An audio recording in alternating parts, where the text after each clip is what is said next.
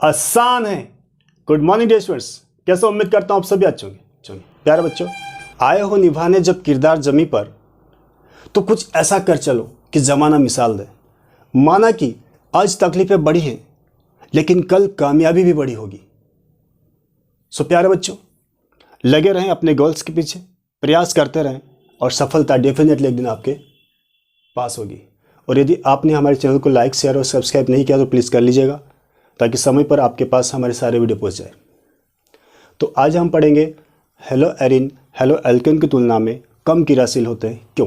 तो dear students, question है हमारे पास में हेलो एरिन हेलो एल्केन की तुलना में कम क्रियाशील होता है क्यों। तो पहले हम ये देखें कि हेलो एरिन क्या होता है। तो ध्यान से देखिएगा आप डियर स्टूडेंट्स, रिंग वाले स्ट्रक्चर होते हैं इस प्रकार से।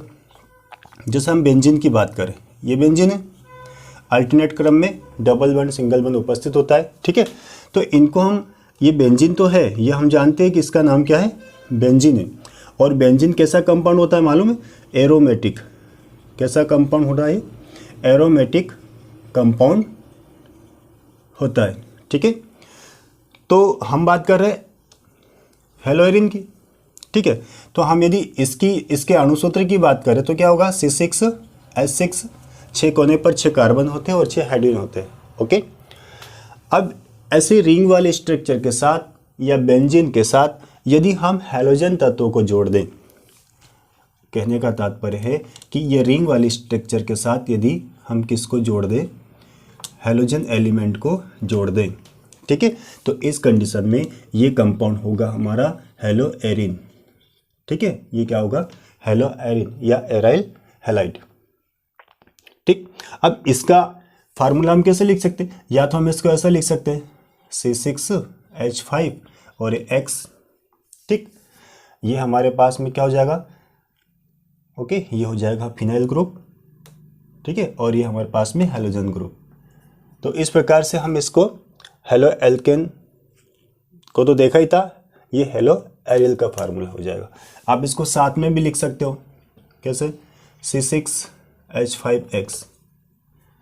तो कहने का मतलब है कि हेलो एरिन क्या होता है, तो जब रिंग वाली संरचना के साथ में हेलोजन परमाणु जुड़ा हो या बेंजीन रिंग के साथ में कौन जुड़ा हो, हैलोजन परमाणु जुड़ा हो, तो उसे हम बोलते हैं हेलो एरिन।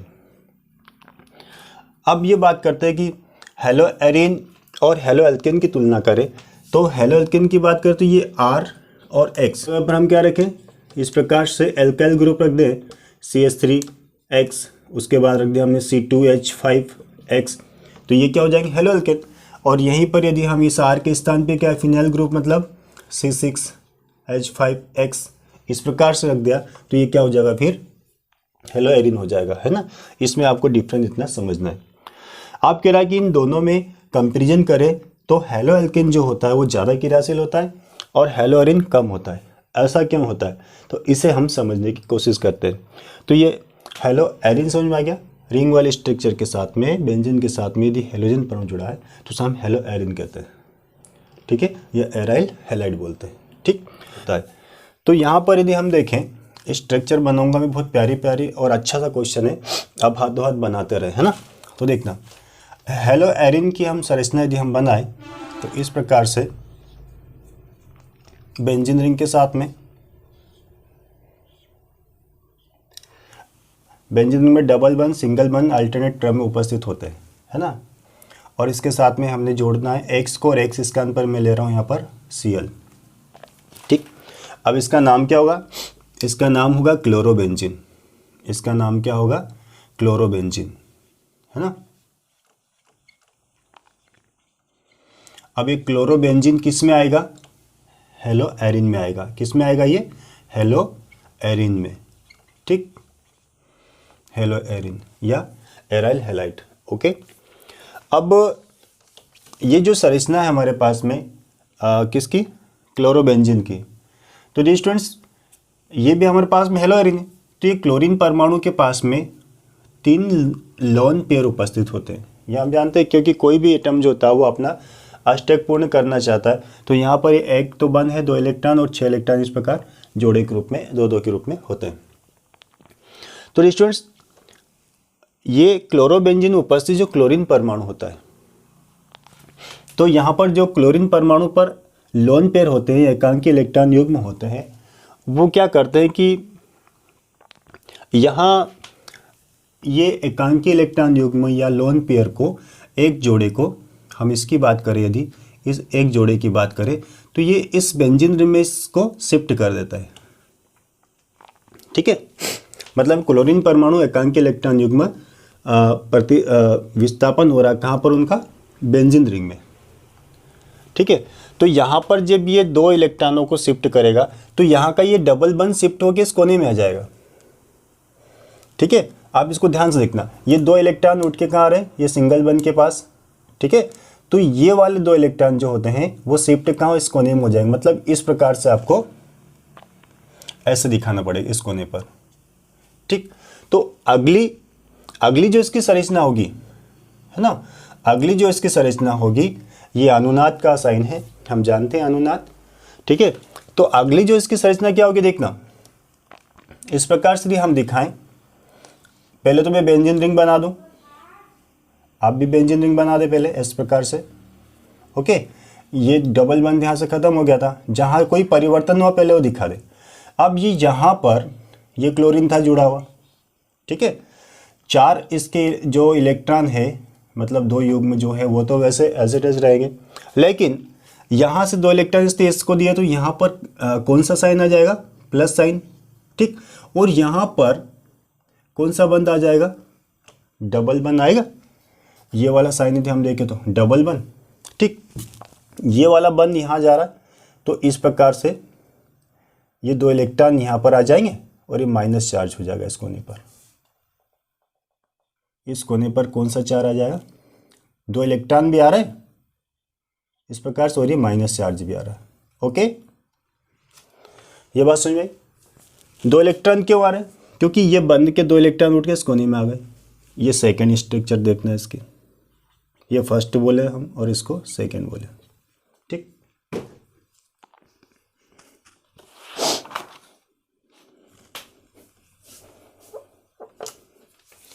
अब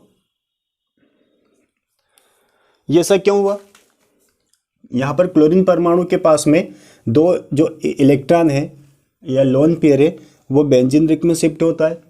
तो बेंजीन रिंग पे जो अंदर क्या क्या चेंज होता है ये ध्यान रखना, बस इसको एक बार समझा तो बाकी के स्ट्रक्चर आप समझ लोगे, बस ये चलता जाएगा। कैसे, अब क्या हुआ कि यहाँ से जैसे शिफ्ट यहाँ डबल बंद बन गया, यहाँ के डबल बंद वाला इलेक्ट्रॉन इस कोने पे आ गई यहाँ पर। ठीक, अब क्या होगा, ये वाले इलेक्ट्रॉन उठ के इस सिंगल बंद के पास आएंगे तो यहाँ डबल बंद हो जाएगा।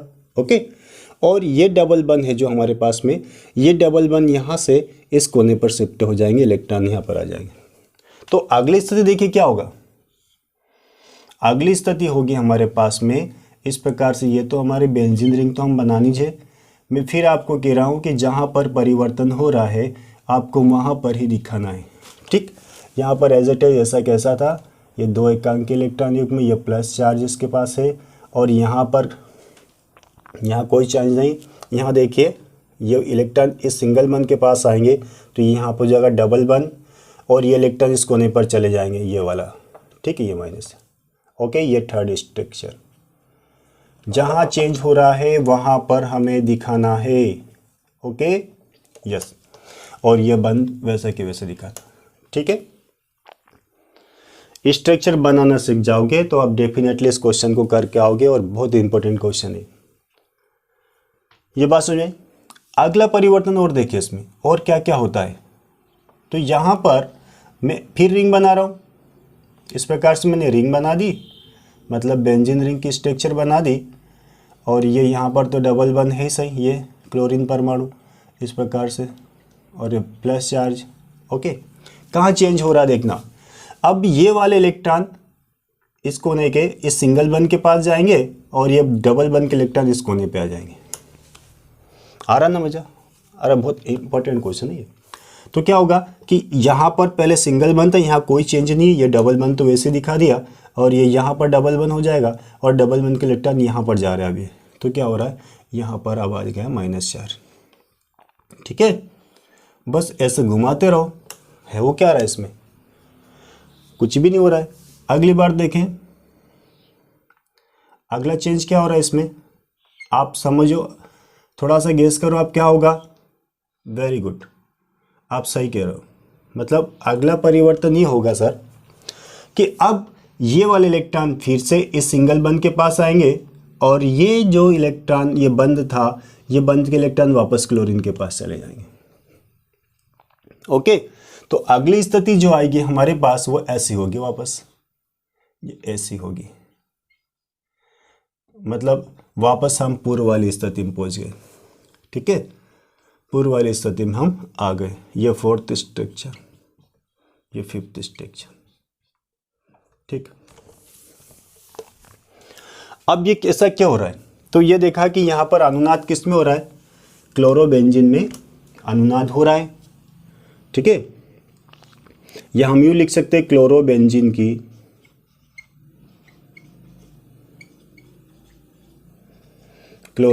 की अनुनादी संरचनाएं। ठीक है, अनुनादी संरचनाएं। और यहां एक और बात हम लिखेंगे अभी, प्लस एम प्रभाव, या फिर हम लिखेंगे प्लस मेसोमेरिक प्रभाव के कारण। ठीक, तो पहले आप मुझे ये बताइए कि आपको ये संरचनाएं बनाते आ रहे क्या, ऐसा क्यों हो रहा है, उसके बाद समझाऊंगा मैं आपको। जल्दी बताओ, आगे समझ में। फिर से देखें, हमने दो इलेक्ट्रॉन कहाँ पहुंचा, सिंगल बंध के पास। रिंग वाले जो डबल बंध के इलेक्ट्रॉन कहाँ, कोने में चले गए। अगली स्थिति कैसे होगी, इसको ध्यान से देखें। यहाँ पर यह कंडीशन बनेगी। ठीक है, फिर इसको हमें पूरे रिंग में घुमाना है। ये घुमाते घुमाते आखिरी में स्थिति ऐसे आएगी कि जो पहले वाली कंडीशन थी वही कंडीशन वापस आ जाएगी। आप बोलोगे सर जब इतना ही करना था तो फिर इतना हमें काहे को उलझा। सो खैर उलझाने की बात नहीं, समझने की बात है, ऐसा क्यों होता है हमको ये समझता है। ओके, तो डियर स्टूडेंट्स, हमने ये देखा था कि एक होता है मेसोमेरिक इफेक्ट। मेसोमेरिक इफेक्ट, ठीक है, ये क्या होता है मेसोमेरिक इफेक्ट। मेसोमेरिक इफेक्ट ऐसा प्रभाव होता है जिसमें कोई मोर इलेक्ट्रोनेगेटिव एलिमेंट पाई बंध या लोन पेयर इलेक्ट्रॉनों को अपनी ओर आकर्षित करता है। ठीक है, तो यहाँ पर जो क्लोरीन परमाणु होता है, यहाँ पर क्या होता है, क्लोरीन परमाणु होता है, वो मेसोमेरिक इफेक्ट दर्शाता है। अब मेसोमेरिक इफेक्ट दो प्रकार के होते हैं। एक होता है प्लस एम प्रभाव, मीन्स धनात्मक मेसोमेरिक प्रभाव, और एक होता है माइनस एम प्रभाव, मीन्स ऋणात्मक मेसोमेरिक प्रभाव। धनात्मक मेसोमेरिक प्रभाव क्या होगा, तो स्टूडेंट्स यदि कोई एलिमेंट या कंपाउंड धनात्मक मेसोमेरिक प्रभाव दर्शा रहा है, मतलब वो अपने पास वाले लोन पेयर इलेक्ट्रॉनों को या फिर माइनस चार्ज को किसी और को डोनेट करता है, किसी और को क्या कर रहा है, डोनेट कर रहा है। तो यहाँ और माइनस एम प्रभाव में क्या होगा, वो लोन पेयर या इलेक्ट्रॉनों को अपने मतलब एक्सेप्ट करता है या ग्रहण करता है, अपनी ओर खींचता है, उसे माइनस एम प्रभाव कहते हैं। लेकिन यहाँ पर जो क्लोरीन परमाणु हो रहा है स्टूडेंट्स, वो दर्शाता है प्लस एम प्रभाव, मतलब धनात्मक मेसोमेरिक प्रभाव। धनात्मक मेसोमेरिक प्रभाव, ठीक है, धनात्मक मेसोमेरिक प्रभाव। क्लोरोबेंजीन में उपस्थित क्लोरीन परमाणु धनात्मक मेसोमेरिक प्रभाव प्रदर्शित करता है, और इस धनात्मक मेसोमेरिक प्रभाव के कारण क्लोरीन परमाणु में जो एकांकी इलेक्ट्रॉन युग्म है या जो लोन पेयर है वो बेंजीन रिंग में विस्थापित हो जाता है। ये लोन पेयर पूरे रिंग में घूम रहा है, बेंजीन रिंग में क्या हो जाता है, विस्थापित हो जाता है। तो इसका प्रभाव क्या होता है, इसका प्रभाव ये होता है कि कार्बन और क्लोरीन परमाणु होता है या हैलोजन परमाणु होगा, तो उनके बीच में आंशिक द्विबंध के लक्षण आ जाते हैं। क्या लक्षण आ जाते हैं, आंशिक द्विबंध के।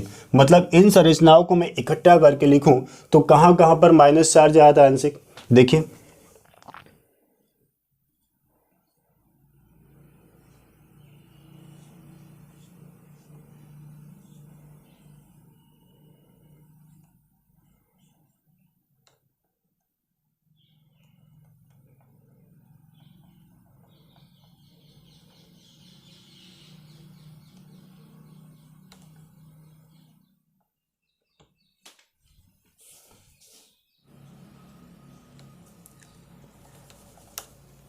ये स्थिति हुई थी, बनी थी। मतलब ये माइनस चार्ज पूरे कंपाउंड में घूम रहा था, यहाँ पर डबल बंध बना था, ठीक है, द्विबंध के लक्षण उत्पन्न हो गए थे। तो यहाँ पर क्या हो रहा है कि इस क्लोरीन परमाणु के धनात्मक मेसोमेरिक प्रभाव के कारण क्लोरीन परमाणु पर उपस्थित एकांक इलेक्ट्रॉन युग्म means lone pair benzene ring में विस्थापित हो जाते, जिसके कारण कार्बन और क्लोरीन परमाणु के मध्य आंशिक द्विबंध के लक्षण उत्पन्न हो जाते हैं, और जिसके परिणाम स्वरूप क्या होता है भैया, सिंगल बंध है तो हम क्लोरीन परमाणु को थोड़ा आसानी से बाहर निकाल देंगे, लेकिन जब डबल बंध चालू हो जाए, द्विबंध के लक्षण आ जाए, तो फिर इस क्लोरीन परमाणु को यहां से निकालना कठिन हो जाएगा। तो क्या हो रहा है, क्लोरीन परमाणु के धनात्मक मेसोमेरिक प्रभाव कारण यहां पर आंशिक द्विबंध के लक्षण उत्पन्न हो जाते हैं, परिणाम स्वरूप क्लोरीन परमाणु का प्रतिस्थापन कठिन हो जाता है। इसी कारण क्लोरोबेंजीन या हेलोएरिन हेलोएल्केन की तुलना में कम क्रियाशील होता है। तो वो दूसरा कारण हमारे पास में ये, यदि मैं इस हेलोएल्केन की बात करूँ या हेलोएरिन की बात करूँ, तो यहाँ पर देखना आप, ये एक की स्ट्रक्चर में बना रहा हूँ क्लोरोबेंजीन की, है ना। यहाँ पर मैं इस प्रकार से यदि बनाऊँ, इसकी स्ट्रक्चर संरचना ऐसी बनाऊँ, तो ये यहाँ पर होगा क्लोरीन परमाणु, ये हम जानते हैं, ओके। और एक यहाँ पर यदि मैं देखूँ दूसरी स्ट्रक्चर हमारे पास में CH3 और ये X, या फिर इसको भी मैं क्लोरीन परमाणु लिख दूँ, ओके। तो ये यहाँ पर इसको हमने क्या बोला, हेलोएरिन, ओके। इसको हमने क्या बोला, हेलोएल्केन, हेलोएल्केन और हेलोएरिन।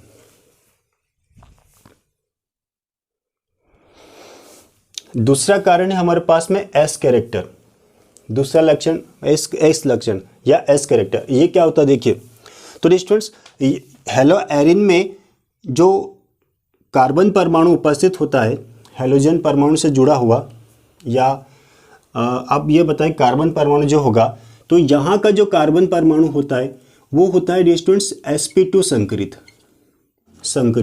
ठीक। लेकिन हेलोएल्केन में जो कार्बन परमाणु होता है स्टूडेंट्स वो होता है sp3 संकरित, ठीक। अब ये संकरण का क्या प्रभाव पड़ेगा इसको देखना है। तो यहाँ पर हमें देखना S कैरेक्टर, मतलब S की पार्टिसिपेट कितना करता है इस हाइब्रिडाइजेशन में, यदि ज़्यादा करता है कम करता है तो उसका क्या इफेक्ट होगा। तो देखिए यहाँ पर हाइब्रिडाइजेशन होता है कौन सा, sp2 संकरित। तो 3 ऑर्बिटल में यदि हम S की प्रतिशत मात्रा निकालें तो शायद आपको पता होगा कितना निकलेगा, 33.33%।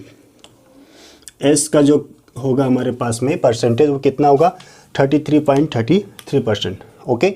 लेकिन यहाँ पर यदि हम S का परसेंटेज निकालें स्टूडेंट्स, तो आपको पता होना चाहिए कि इसका होगा 25%, ओके।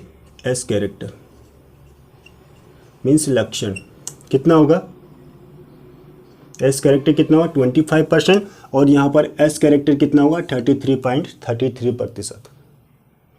तो ये देखना है कि हेलोएरिन में जो कार्बन परमाणु होता है वो sp2 संकरित होता है, तो यहाँ पर जो S कैरेक्टर होता है ना, वो ज़्यादा होता है, मतलब कितना 33.33%।